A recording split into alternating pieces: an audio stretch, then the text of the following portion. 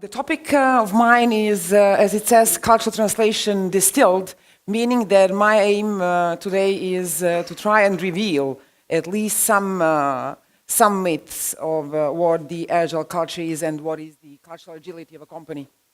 Okay? So let me present myself briefly in the context of this presentation. I think it's important. I live in a sort of a liminal space in between the natural sciences and the social sciences. My background from the higher education is the nuclear physics. Then I moved into architecture. I didn't like it quite there. Then I moved into Spanish studies. I still teach Spanish at the University of Belgrade, and it's been like 20 years now. And I will never give up, I guess. Then from there, I moved on into machine translation and translation technologies. From there, I moved into programming, and I ended up in Agile. I did my PhD in culture. I'm a PhD candidate in culture models, and especially in national culture models. I teach Agile culture at the University of Barcelona, and I also did some enthusiastic things in Serbian politics, but it's an off-topic, and it doesn't work. It's the new age paradigm, actually, I think. And if you ask my mother, what my profession is, she would probably just simply say, she's a professor and has some strange hobbies, So, okay, so let's start with this. I'm pretty much clear that agility itself has to do only with culture. So the processes and tools are there to support what agility itself is. And it is, as we all know, contained in something we call Agile Manifesto, and there are only values and principles. So if we assume that I'm right and that the agility is actually the new value system, then we can assume that agility is the new culture. And then we can assume, and I can convince you, and I will try to do my best, that new culture means new behavioral styles. And we had the opportunity to hear this morning. We talked a lot about behaviors, actually. Well, there's no culture without actual, concrete behaviors in an actual environment, with actual skills.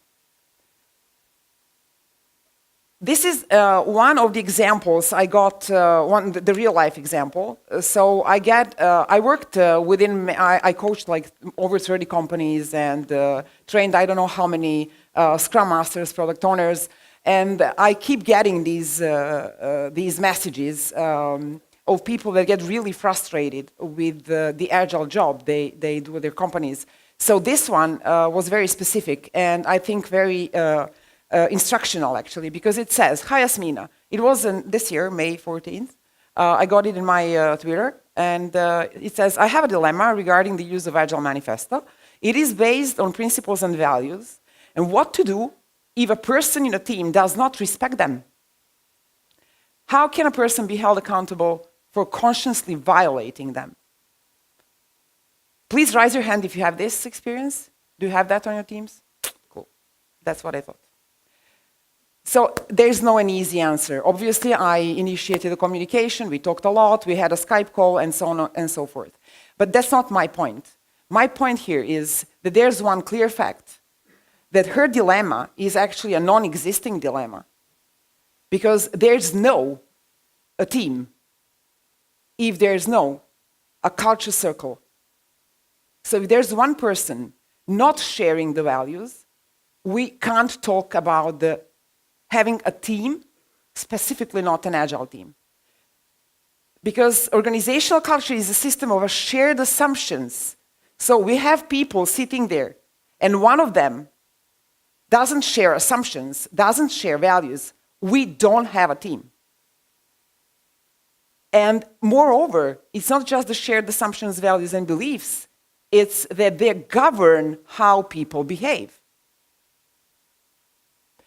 The fact number 2 that I'm constantly aware of is, and probably you all know that, we all read these surveys where people keep answering, what is the main challenge to agility adoption? And somehow, for many years now, it always come up that it's the agile culture, the company culture being at odds, they say, with Agile values. But my question, this sounds very abstract to me, you know, like the company culture being at odds. Very, very abstract. Coming from the natural, you know, sciences, I really want to slice this down, and we will get into this. So I will challenge this. It's not the company culture at odds, it's something else.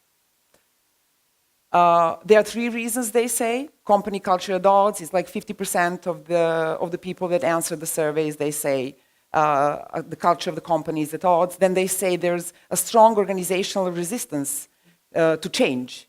And we do fear change, but it's not the fear. It's not the fear that stops us. I mean, not only the fear, there's something else as well. And I will get into this later on. And then the one you will probably recognize easily is the lack of support, the managerial support of the leaders, the sponsors, and people that they are supposed to lead us and help us implement and adopt agility. How many of you have noticed this? You don't have sufficient managerial support. Okay.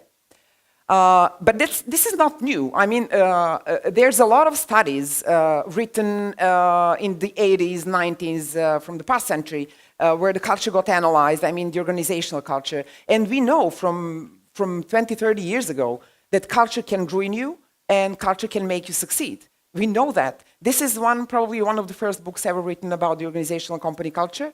It works, like they analyzed 200 companies and made some conclusions. So if you haven't read the book, please do. Very insightful.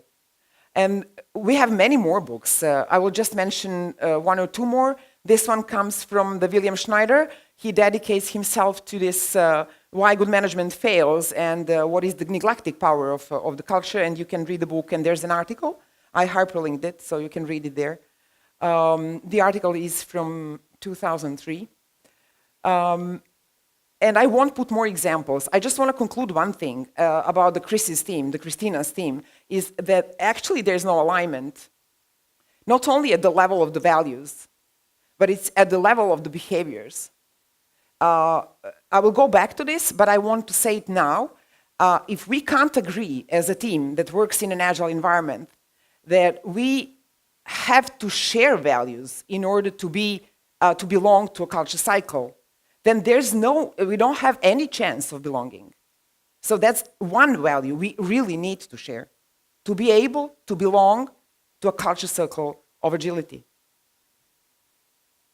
I will make myself clearer when I come to Microsoft. There's Microsoft. I really like what Satya Nadella did with the organizational culture. Probably people dislike. I mean, there are people that dislike. I do like, and I can explain why. I will not do it now. But I like what he did, because when he became the chief executive of Microsoft, he sent out, you know that probably, that he sent out this long email to all employees of Microsoft all over the world. Did you know that? Raising the head, who knew that? Okay, this was amazing. So he did it, and it was a long email explaining the brutal paradigm shift that Microsoft started taking.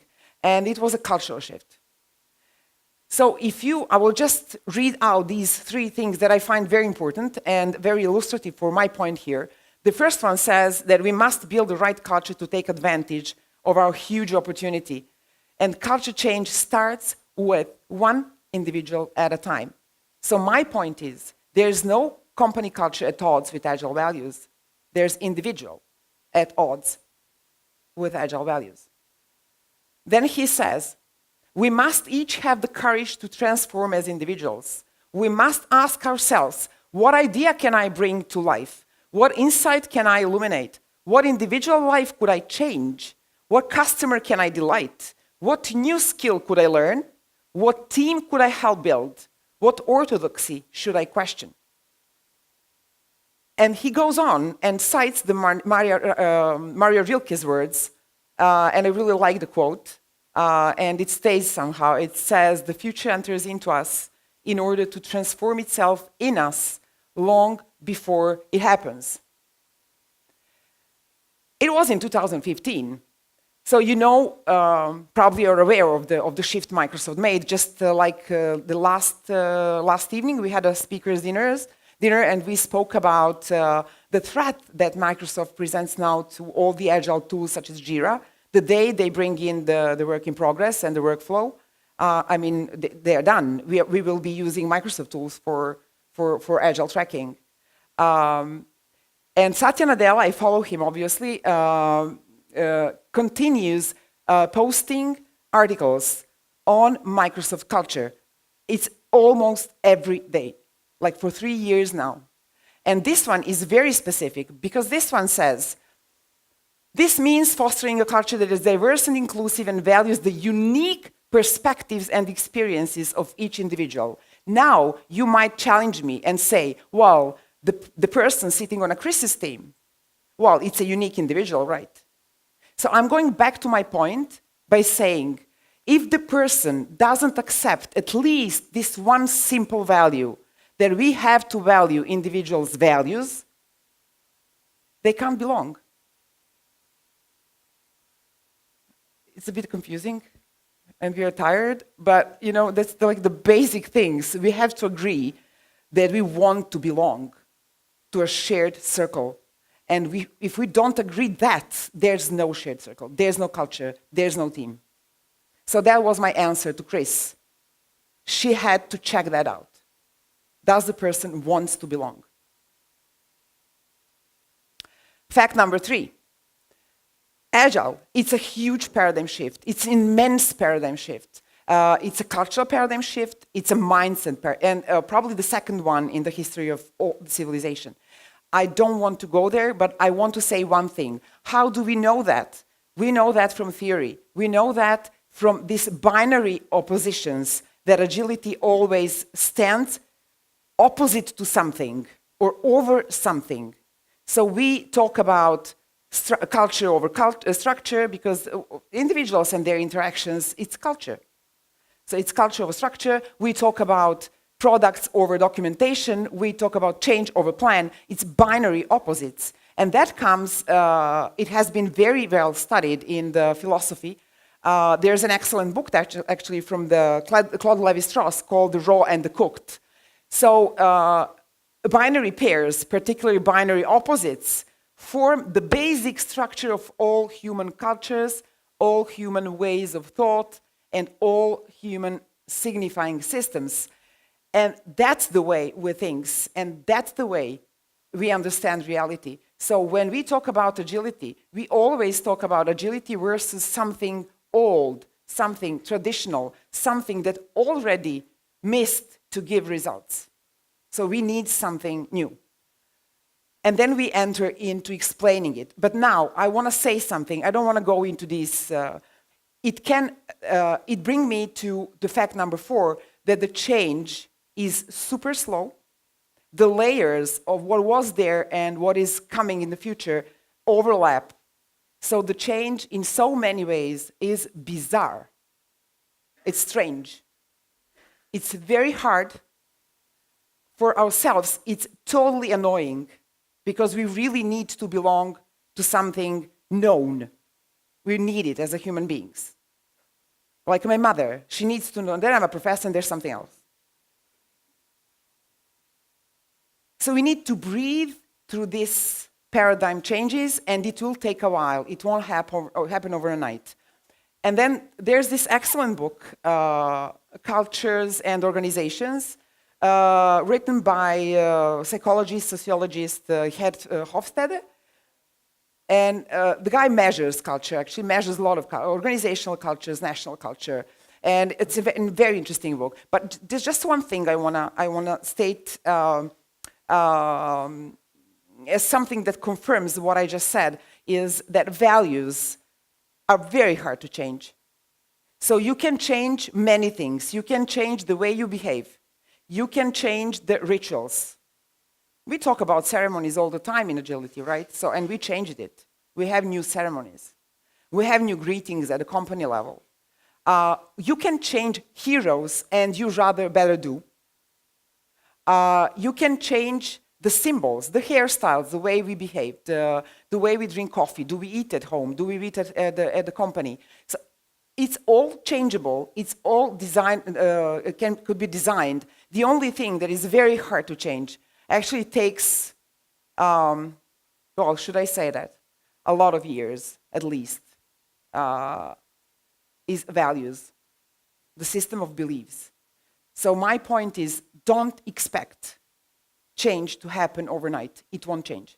At the level of culture, focus on behaviors. Focus on individuals' behaviors. Focus on behavioral styles. Who's in charge? I will recommend another book, an excellent neuroscience, scientific guy, Michael Gazzaniga. An excellent book, talks about who's in charge and the free will and the science of the brain.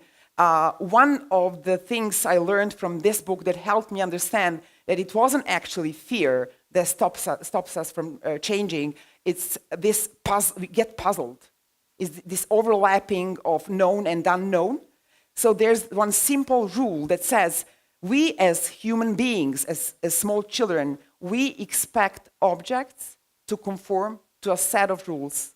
And if they don't, we stare at them. So we get paralyzed. That's what happens to Chris. She gets paralyzed because there's rules, we have manifesto, we have values and principles, and the person doesn't behave like that. So she has to stop and say, wow, and now what? Fact number 5, this one is my favorite, and I think gives very good results. And that's the values are just too big, they're just too abstract. They're like the epics in the requirements, and treat them like that. They're just big. If we talk about integrity, for example, then we say here on this team, we value the most integrity. Then I have to ask you, and if I'm a coach, I have to ask, what does it mean to you? Because integrity, for myself and for you, it's not the same thing. You wouldn't tell it, you wouldn't use the same words, you wouldn't give the same situations in order to explain it. But we will go into clarifying it. We will go into chunking it down, slicing it down to concrete situations. Like in a situation where somebody threatens my children, do I say and do right things? Are there any situations that I might give up on my values? So we really need to go into details on our Scrum teams or Agile teams when defining the values. The values are just nouns. They're nouns. Nouns, they're empty. We have to fill them in by communicating what does that mean to ourselves. And then if you ask somebody, well, that's saying and doing what's right, okay, and what does that mean? And then people will say, well, this means saying and doing what is right for our customers, our people, our community, and our shareholders. What I find most of the time is that people just go make these vicious circles. You know, it's very hard to get to the ground, very hard to get to the concrete behavior. They just keep on saying at the same level of abstract thought what integrity is, like integrity is integrity, integrity is integrity. You see what I mean? Then I have to ask this question, well, in a situation when somebody talks bad about your colleague sitting on a team and the colleague is not there, how do you behave if you are to support this value by your behavior? What do you exactly do? What do you exactly say? That's what I call chunking down the values. And it's very tiring. It gives a lot of headaches, but that's what we have to do. There's nothing else we can do from my point of view. You can do that on your own teams with the 5 values of Scrum. We mentioned today the focus and the openness. And now if we are to ask ourselves what focus is, we will come up with different definitions. And now remember one thing. If we are to have a culture, it means that we need to have shared understanding of our values And in order to have shared understanding of our values, we need to communicate what do we mean by openness. And we need to communicate that at the level of a single concrete individual behavior in a single concrete, not abstract at all situation. You can do the same thing pretty much so with these 12 principles of agility. When I coach my teams, I may ask them, what does it mean to welcome change? What do I say to my client, being a product owner, when he calls me in and says, you have to do that? What do I say to that client in order to support the welcoming the change behavior? You see what I mean? Does this make sense? And for example, what is trust? What is it? We have to define it. It's not like me saying, trust is when you trust somebody. Yeah, okay, trust is trust, that's definite. But I have to say then, trust is, when you and then go into something we do have for product. We do have that. We call it acceptance criteria. We have that. We describe product at the level of the senses. And I see, I hear, I can touch. So the very same thing goes for the culture, is that we just neglected it. For some reason, we forgot to talk about what is really agility, and that's individuals and their interactions, not so much processes and tools. It's easier, so we tend to go right instead of keeping on the left side of the paradigm.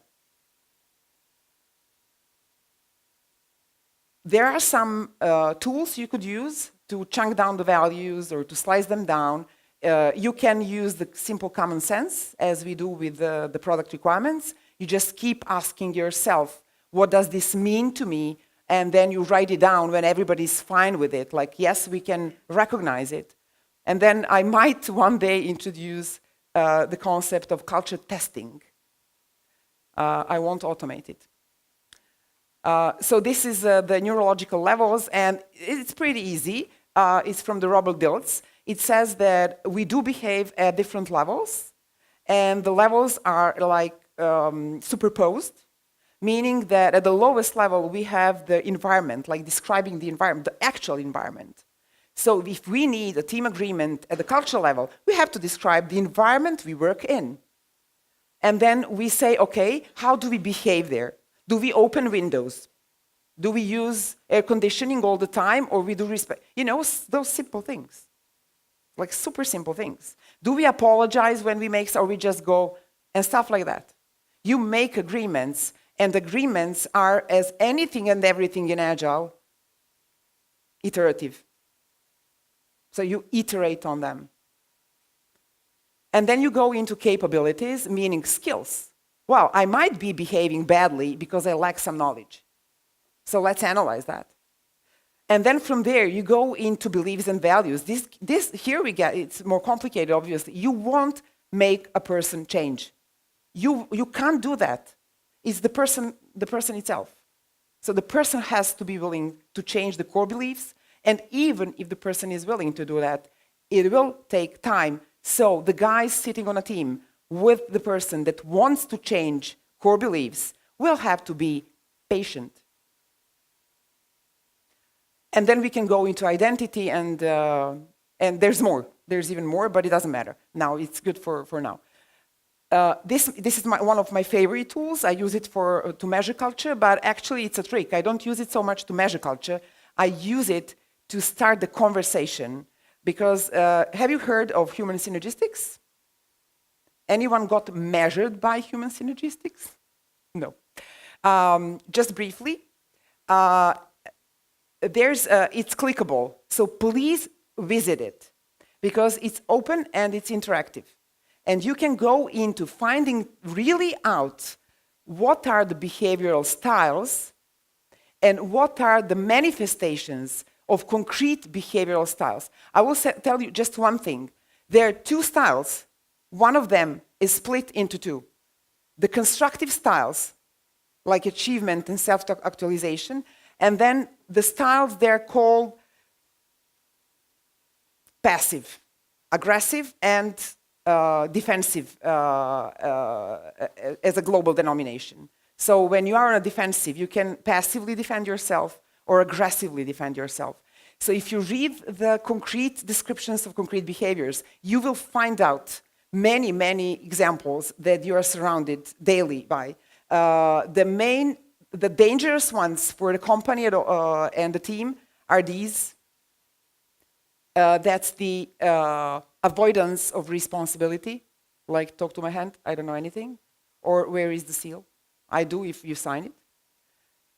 Here, and the opposition and the power, because these tiles pull the organization down. There's no achievement. So there's no innovation, there's no evolution. And I know this from the studies, these regions of ours are pretty much here. In opposition, it's the hatred, it's like hatery. They criticize and criticize and criticize and criticize, and when you ask the question like, okay, and what would you do? And they will say, oh, well, it's not my job. So, like, you have to pay me for that. So, yeah. So, no time for this, but please do go there. One of the preferred models, I know that, for example, the PwC used this model, the Barrett's Value Centers. It's called the 7 level models of organizational consciousness. It's also online, and there is a lot of information you can read. One thing is very important, though, the survival level.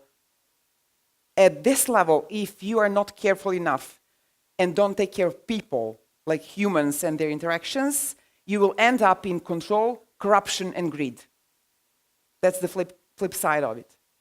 And then at the 3rd level, if we don't have best practices, that's actually where the best practices and processes come in, we can end up in bureaucracies. Like, just saying we do things this way and we don't have actual process to support the culture. As I said, culture can be bizarre, culture change. Do you know what this is? Have you seen this? It's a rabbit and a duck. It depends on what is the very same number of elements. It will just depend on your point of view. If you look at the left, you will see one thing, and if you focus on the right, you will see the other one. This is the bizarreness that I use to illustrate the agility built in the traditional companies. My question would be not to think so much about the suggestion, actually, not about what is the culture we would like to develop only, but also who are we now? Let's talk about our values now. And let's see what are the shared ones and what are not the shared ones. And let's see if we can create this shared cycle, culture cycle, and work as a team. One culture law, and I end up here. This is not even the fact, this is like the fact of all facts, that culture is created by the things leaders choose to reward and punish in their organizations. Full stop. So if we are ever to talk about the culture company, it radiates from the leaders. It comes from above. And if you are going to change it, you have to start from above. You won't be able to change it bottom up. You will create microcultures. You will probably work well in your minor world, but it won't make an impact. That's the pure truth. There's one thing you can do, though. Two. One is to create your culture backlog and refine it, clarify it, and decompose it exactly as you do with your product backlog. Do it during your retrospectives. It gives excellent results. And the other one is read this book. That's the book of Rules of Influence. There's 6 principles you can't break if you are to win being in a minority. So if you want to convince your leaders and take over the culture, you can't, they say, and I trust them, you can't break none of the 6 rules. They stay there. And the rule number 5, I'll just give you a hint, is stay flexible. Thank you to the sponsors. This is a great event. And thank you to you.